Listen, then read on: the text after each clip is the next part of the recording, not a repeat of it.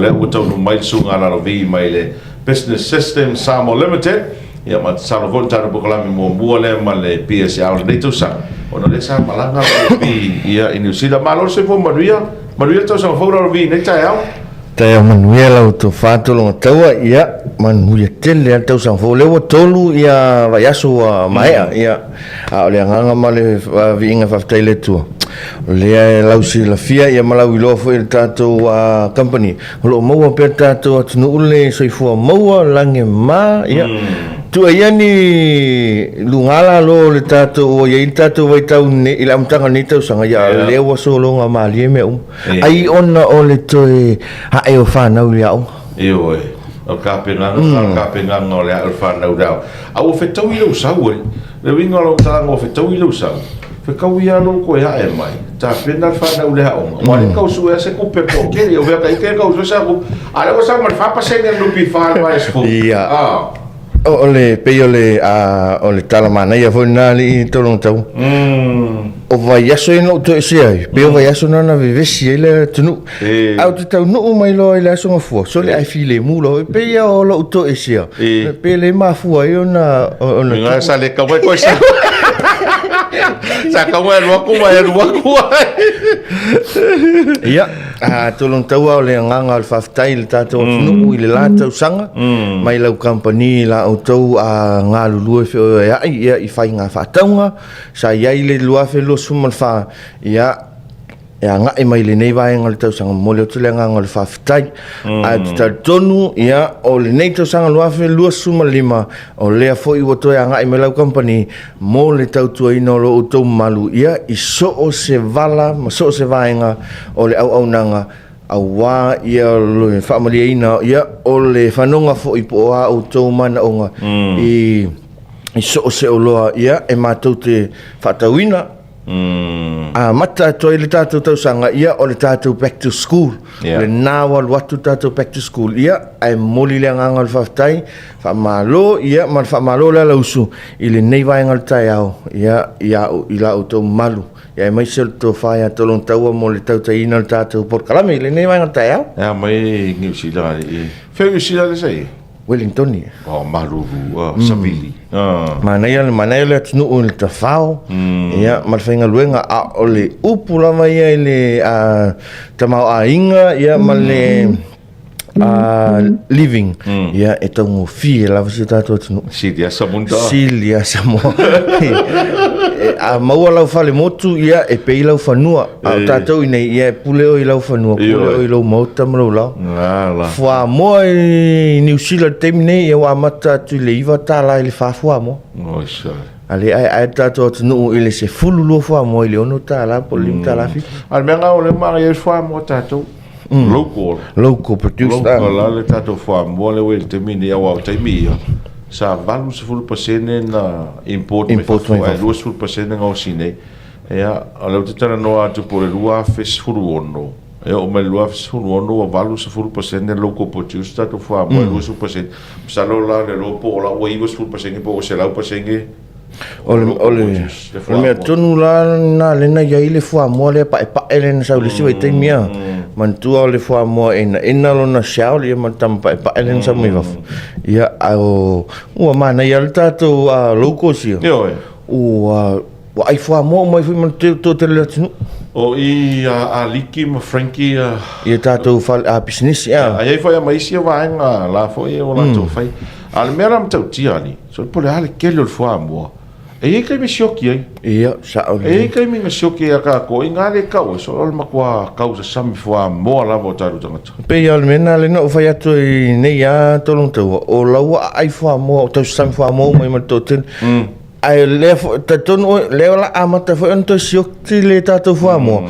pe uti fo ile supply o no le wa ele au o lunch tamait ia ai fa awat e peka kule lunch box man PSL fo mo mai le aliki ia ole falawa mai le Lucky Food Town pe o ta penanga masani na ia awal te fo yo fa na ia onga tato titilo fo la le vanga na ia ole o lo ta wo fo na le so fo malolo ina alum fa na wol fa mo rich of protein ta wole pasene la nupi fale amacha verso fo na tala le pasene sa o tu lo PSL fa ta uma wa no ta o verso nei o ta o me le wene ku so le wa ma uma lava ya o to lisi o me a onga te tas ia sa o le tolu tau o le vaenga le ma le fa ma avenga le na mato amatai nei le fa tau sanga talwai ia ona o le telemana no ia onga malo e tu fala tu me onga ia ai pe yo alo ma fa na ni ia onga tu mo ti ia fa pe lo walo va senga iva ia o umona mato tu fa ta si to nula na me onga a to ala va le kwata ia a fa pe e sa we fast food tala le a fa inga ia o le termineo na we le pa o se fulu pa sene to se mai ia e te mo il tolu su lono tala to su fatala ala o ye to tonu ia o le api mo le matematika api mo tato a sainisi accounting vai va pena ia o ye u mai to tonu tato packages ia peni yutu twink titina vai nga umana ia o uma ona tapenaina faingo fi fa tanga wa te tonu o le mato por kalami mo mua sa mato anga ia nei o le mobile stationery o le mato anga ia tule tua ya onga e fai le mato mato tent ia e fa tau mai tamit a le titilo foi le vanga na e pe e alu el taimi le fana e to e se foi le ma fa o alu fana mai ya onga ia ai nau e sa fa pe ia o le peni fa tau sa peni fo ia o le ala na no mato me mai lo a mata lo matato school stationery packages fa fa ngofi na usu mai lava le tai ao a Philippines out fe sili mo le onga fa pe o St Paul's 6 ia 8 ia pol ia 7 ia fa sino no mo ia tato o finga luenga e fa sino atu ia tato a onga malato me aunte tas o le tau fa ngofi e sa vuela a to le lei a me onga tamiti ia malisi vai nga tau o le loto le o tamiti tonu o le na man to tato fa lo so se o lo o le loto lo walo tonu fa tau male 1P5 ia loto titi lo fona le ia o la we le 2P5 ia fa pe ia o le ai le na tau mate pe ia foi se vai nga fona le loto tonu fa tau le me onga mana o le me ta ia ona toi foi la io tamiti mana ia o ai si vai ngole tato fa lo back to school ia tai tonu tau o tai tonu o le au te linga o le tato back to school eva tau fa yu mai vai nga so se tau sanga so se vasenga nga ia tu lava in tato ia 1 preschool alua nga ilunga le tato freshman in Talanoaga US ia o le so nafi nana luato le tato special ile tu lava tau electronics ia tu tato electronics le nawo ia tato PC set fatu ata no lava ile amtanga neto sanga ia awa fainga fatanga mo alum fana ia tato Dell tawa o tato masinina ia sa faalu le fa fe iva se lau iva le nawo tu e selon tau ile afe tala ato mo alu mafanau tas fava ia so tato special na ia tutulian mana tua o le sawa malanga ilu mo le ola o ino fanau lo il temine ia wa mai ale temi o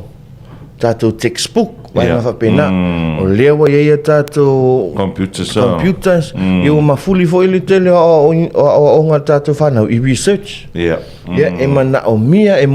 le tato internet ia male masini ia po tato computers awala to research si lungo le tato website po vai fa pena ia o la tato laptops o tato telefoni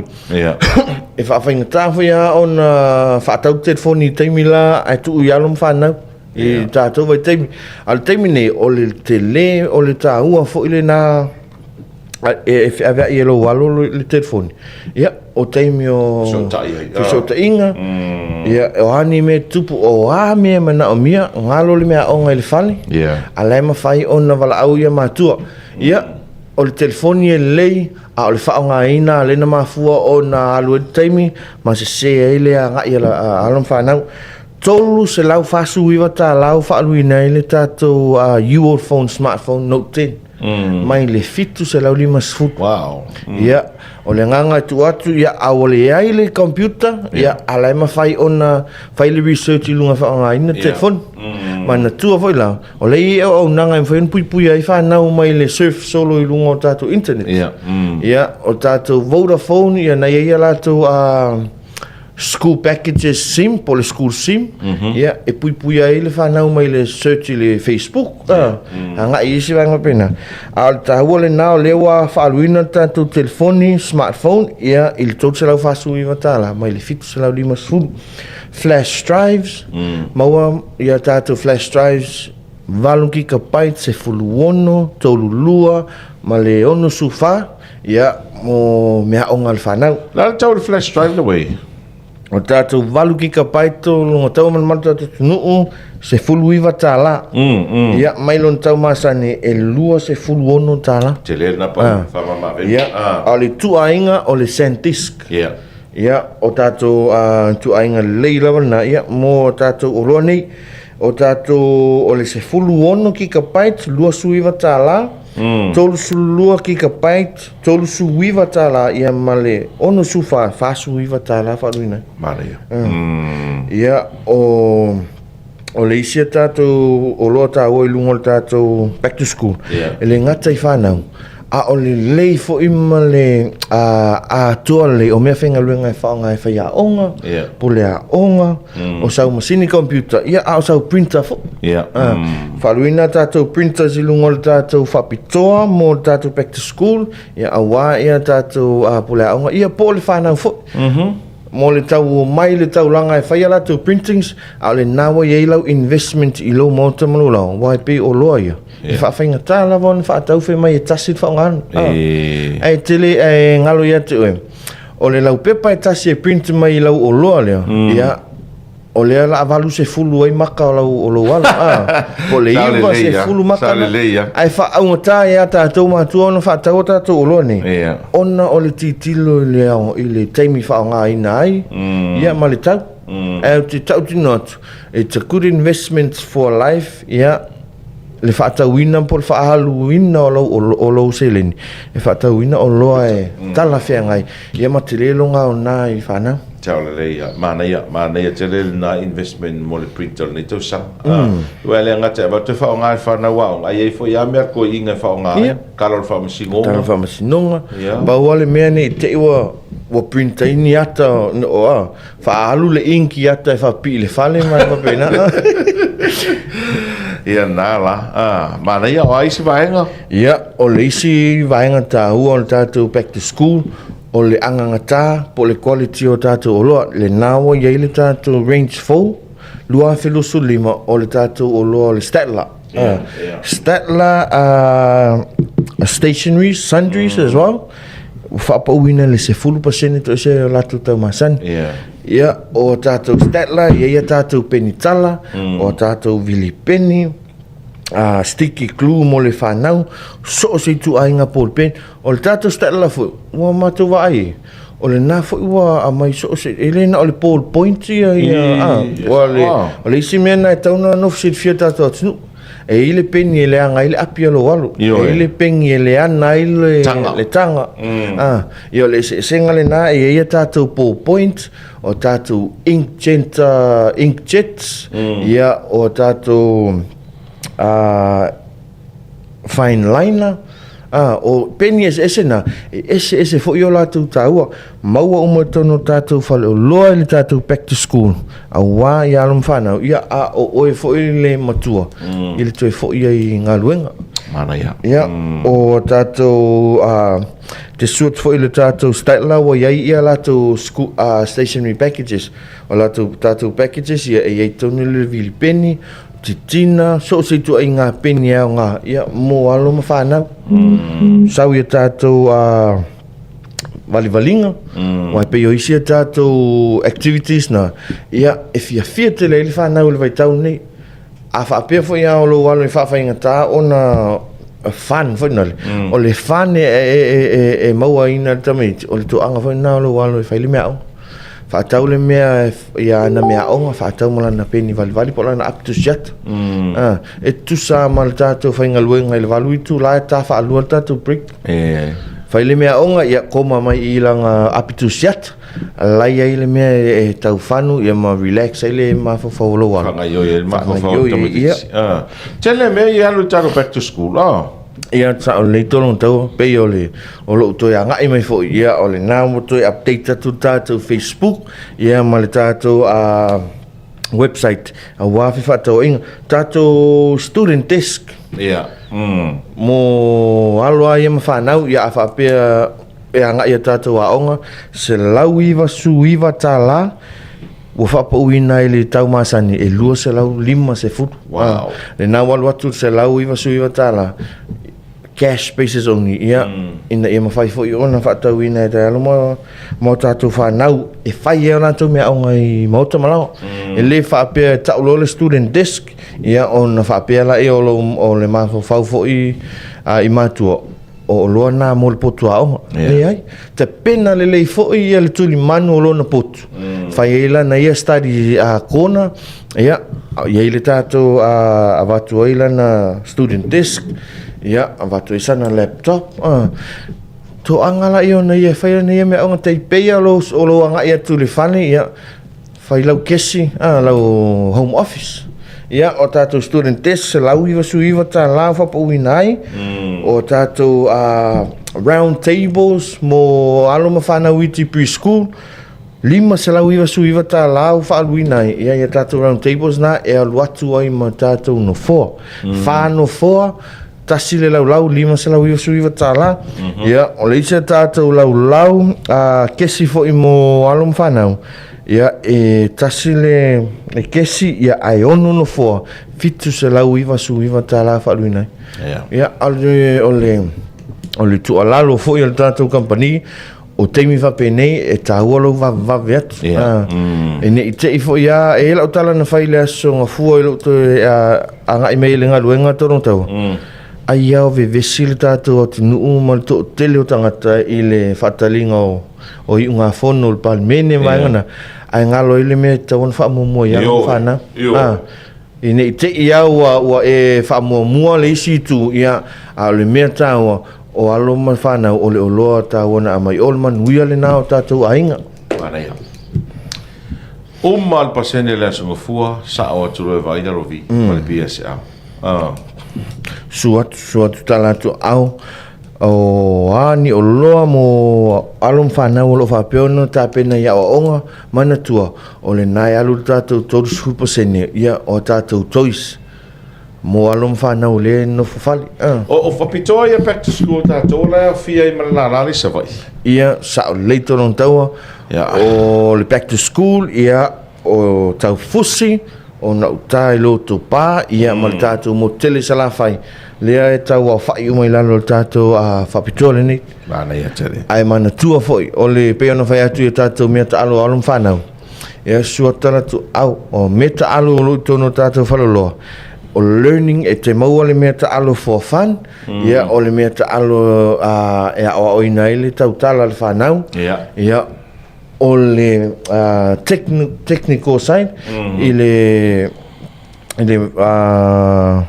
tau whanuina o le mawhau vaenga nei engineer maua o matono tātou whaloloa al telemana noa i onisi o tātou o loa mo le tātou back to school ia e te maua i lunga o tātou Facebook mana tua atoa onga pencil case ia o tātou whangu vai lunch boxes mo alum whanau o lo te tonu umo le tātou back to school se teimi o le nei aso loatu lunga le se tātou update ia mo lo o tono ofisila fia a wale whawhinga fia ina o whainga whataunga alo whawtai tele a ranovi mo le tala o to otol tūlanga o iei tātou whalau i loa mo le toi fo i o whanau le a onga ia masalo a mai mo fa fo mai le tru a fena misia te oe se vai ngol Talanoaga nei ia a sia nei lungo le Facebook page ale business system por BSL e te sila fia ai vai o mai fa te tele mo le ava no nei tai au fa mo le tu e fa ko mo tu te mala ia tu fa ngol vai asol vi Ia, whaftai tolong taua, ta tonu le nganga fwili na ala company le newa ingo tai au, le malu tātou tunu, mo le atu le nganga whaftai, ia ilo utou a langolango fwili tātou por kalami mal tātou 685 radio, ila utou mai mua mai, ia a te tonu, mo le atu le whamanuia lau company i alo mawhanau umo le tātou tunu, o le a whapeonto i taliwa tu ia lātou a onga masani, ia, whamanuia le tua i tiu te mwhaiva o le nei aso, ia, whaamalumalu mai ona au lungo le tātou atu nuu, ia, ai maise o le tautai o le tātou por kalame le tua whai a tolong taua. Whaftai. O le nau whafunga mai mo le turu o i le Talanoaga ma le sunga na lovi o le business system. Ia, e peona i elta o le Talanoaga asiasi lona la ia i nā i tau fusi, ia mo i la tau ia ele maua le vaenga tono le i el tau tua le nā le PSL.